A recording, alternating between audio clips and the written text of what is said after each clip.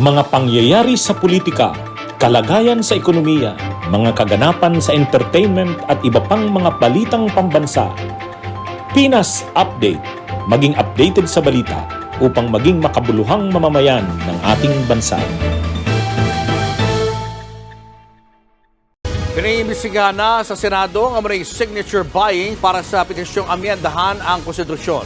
Nagsalita na rin ang mga ahensyang nadadawit sa kanilang programang ayuda na nagagamit umano sa bayaran. Saan po yung signature campaign para po sa pag-amyenda o sa pagbabago ng 1987 Constitution?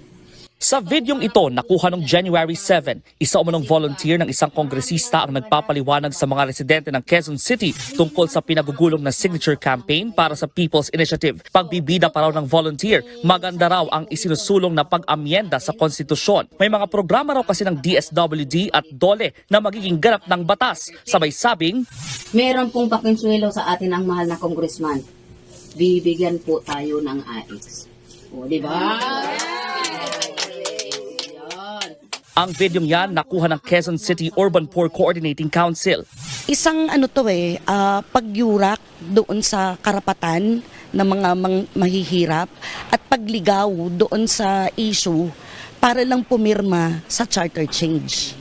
Bunsod ng mga nagsusulputang gimmick gaya na lang nito, pinasisiyasat na ni Senator Amy Marcos sa Senado ang umunoy payoffs o mga bayaran at misrepresentation o pagbibigay ng maling impormasyon sa signature campaign kaugnay sa charter change. Kasama na riyan ang nakausap ng News 5 na Quezon City resident na pinatawag umano sa solo parents meeting. Pinapirma raw sila ng dokumento kapalit ng 3,000 piso na inakalang paayuda ng QCLGU. Pati na ang naabutan ng News 5 na empleyado ng City Hall na nagbabahay-bahay para sa mga pirma. Kabilang din ang ipinakakalat at pinapipirmahang form sa albay na may bayad na 100 piso. Ayon kay Senator Marcos, walang konsensyang katiwalian at pananamantala raw yan sa taong bayan. Dapat na aniyang matigil ito at hayaang magdesisyon ang publiko sa Chacha. Kasama rin sa resolusyon ang naunang isiniwalat ni Senator Marcos ang 20 million pesos na alok daw sa bawat distrito na makakakalap ng sapat na pirma para suportahan ang People's Initiative para sa charter change. Pinadadaan daw yan sa assistance programs ng DOLE, DSWD at DOH, pero pinabulaanan niya ni Deputy Majority Leader Richard Gomez. Wala raw kailangang manuhol sa kanya o sa iba pang kongresista pagdating sa usapin ng pagtutulak ng Chacha. Patutsa na pa ni Gomez, sino raw ba ang mga takot sa constitutional reforms? Mga politiko lang aniya yan na ang iniisip lang ay ang term limits.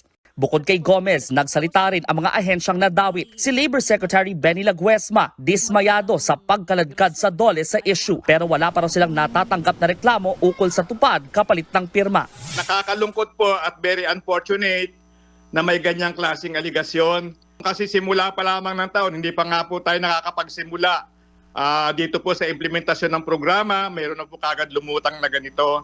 Ang DSWD naman itinanggaring sangkot sa signature buying gamit ang kanilang IX program o Assistance to Individuals in Crisis Situation. Wala rin daw silang kinalaman sa video sa Quezon City. Ang inyo pong DSWD hindi po magagamit kailanman sa anuman pong political agenda. For the longest time ay political naman po yan. We hope and we pray that the DSWD will be spared from politics. We let the politicians talk about politics. Nilinaw rin ng DOH na hindi kailangan ang suporta ng Chacha para sa medical assistance. Maging si DILG Secretary Benhar Abalos dinenay na kasama sila sa pagsusulong ng signature buying. As far as we are concerned, yung mga empleyado namin, we are prohibited from doing it. We could probably only see and monitor that this is a valid exercise of each individual's right. Nang matanong naman ang COMELEC kung tatanggapin ba ang mga pirmang nakuha sa pamamagitan ng umunoy signature buying, hindi dapat tanggapin yung mga pirma na ganyan sapagkat ibig sabihin hindi po kusa yung pagpirma ng mga botante. O dapat talaga ang People's Initiative ay bukal sa kalooban ng mismong nagpo-propose. Bukod sa investigasyon ng vote buying, naghain din ng resolusyon si Senator Marcos para sa Senado sa Republic Act 6735 o ang The Initiative and Referendum Act na ginagamit na batayan para sa pagkalap ng pirma para sa charter change. Kapalit daw ng ayuda, pikit matang pinirmahan ng ilang residente sa Davao City ang petisyon tungkol sa charter change. Itinanggi naman ng ilang grupo na may katumbas na bayad ang pirma. Dito sa Davao City, kapansin-pansin ang mga karatulang nakapaskil sa mga kalsada na may nakalagay na Davaoenos are not for sale. Pangontra nila yan sa kumakalat na signature campaign sa lungsod na nanghihikayat ng sabay na pagboto ng Senado at Kamara sa pag-amyenda sa batas o charter change. Ang pirma may kapalit daw na ayuda, kaya may ilang pikit matang lumagda. Papirma lang dala nilang papel. Pinapirma lang kami sa dala nilang papel. Hindi ko na binasa. Diretso na lang ako pumirma. Kasi meron daw ipapamigay sa amin. Panghatag sa mua.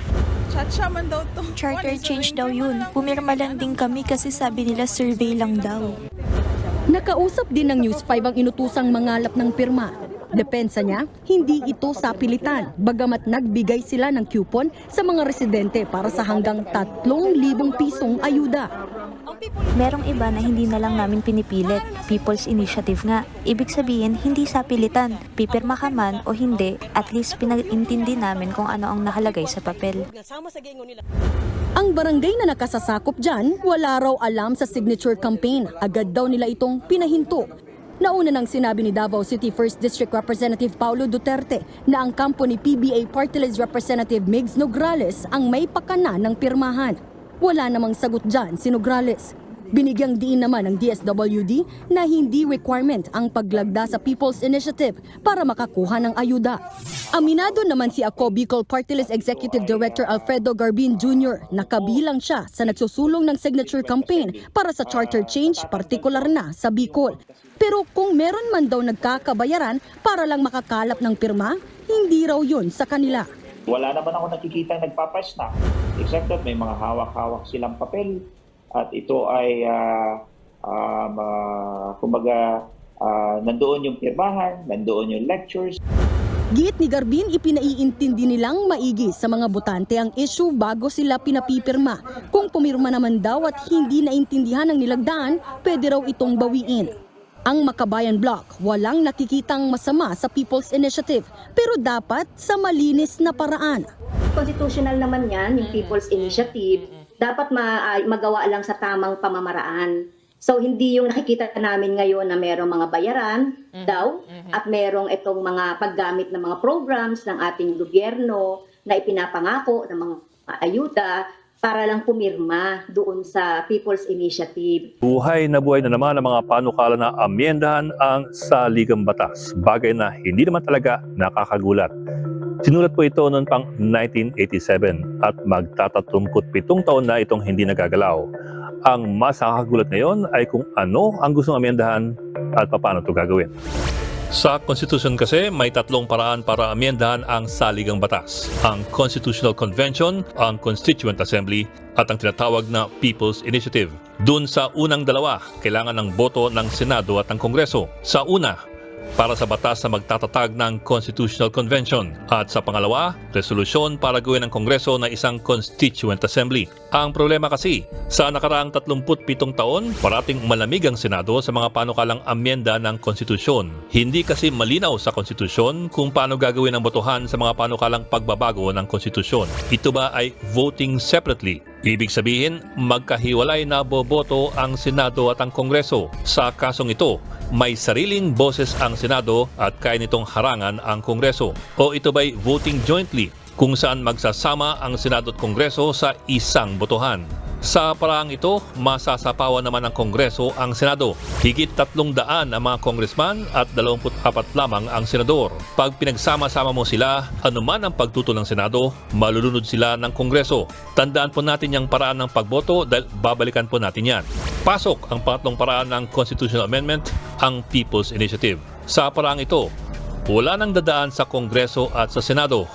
At ang taong bayan na ang magsusulong na reforma sa Konstitusyon. Sa Section 2, Article 17 ng Konstitusyon, maaaring magsimula ng petisyon ang taong bayan para sa gusto nilang constitutional amendments. Pero masalimuot na proseso yan. Ayon sa Konstitusyon at sa Republic Act 6735, kailangan mo muna ng pirma ng 12% ng lahat ng registered voters, kasama na ang 3% ng bawat distrito. Sa ngayon, meron tayong 68 million registered voters, Ibig pong sabihin, kailangan ng pirma ng 8.2 million registered voters para masimulan lang yan. Ang lahat ng pirma na yan, kailangang i-verify ng COMELEC na totoo base sa kanilang mga voters records. Lahat ng yan para lang pagulungin ang panukala. At kung ma-verify man ng COMELEC ang 8 milyong pirma na yan, saka pa lamang magsasagawa ng malawakang plebisito kung tatanggapin ng taong bayan ng mga amendments. Majority wins lamang. Kung tanggapin yan ng taong bayan sa plebisito, pasok na ang amendments. Ano raw itong pinapakalat ng ilang congressmen sa mga barangay na panibagong tsa-tsa? Ito ba'y para luwagan ang economic provisions ng konstitusyon gaya ng parating nababanggit? Sa mga lumitaw na petisyon sa mga barangay, ito'y People's Initiative para direktang isaad na joint voting na ang Senado at Kongreso sa mga susunod na charter change. Kumbaga, ang babaguhin lamang nito ay ang proseso ng pag-amyenda ng konstitusyon at kung matuloy, simple lamang ang implikasyon. Sa dami ng mga congressmen, malulusaw na lang ang boses ng Senado pagdating sa lahat ng mga susunod na botohan sa konstitusyon. At pag nangyari yan, ang mananaig na talaga ay ang gugustuhin ng mga mas nakararaming mga congressmen, maging ito'y sa issue ng economic provisions, federalismo o term extension. Pinas Update. Maging updated sa balita upang maging makabuluhang mamamayan ng ating bansa.